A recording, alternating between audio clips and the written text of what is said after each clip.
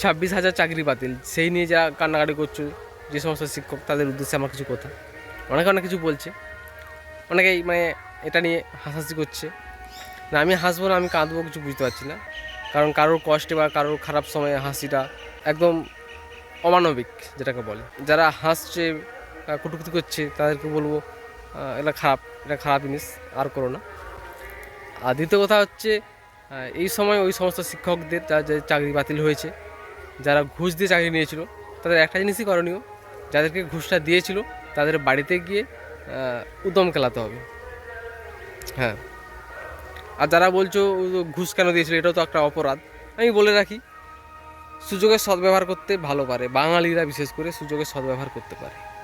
তার সুযোগ ছিল, এরপর একটা সুযোগ ছিল যে ঘুষ দিলেই চাকরি পেয়ে যাবে। তাই বাপের টাকা ছিল, 8-10 লাখ টাকা ছিল, বেটাকে টাকা দিয়ে চাকরি পাইয়ে দিয়েছে বাপ। ঠিক আছে, এটা তাদের কোনো দোষ নেই, সুযোগের সদ্ব্যবহার সকলেই করতে পারে। তোমার থাকলে তুমিও সদ্ব্যবহার করবে, এটা বাঙালিদেরও মানে সবাই পারে, বাঙালিরা সুযোগ থাকলে সদ্ব্যবহার সকলেই করে। তৃতীয় কথা হচ্ছে, তৃতীয় আর কোনো কথাই নেই, চাকরি বাতিল হয়ে গেছে, আর কি করা যাবে, হয়ে গেছে। বাপের টাকা ছিল তুমি পড়েছো, বাপের টাকা ছিল তুমি চাকরি নিয়েছো, বাপের টাকা থাকলে এবার বিজনেস করো, এই তো, আর কি বলবো।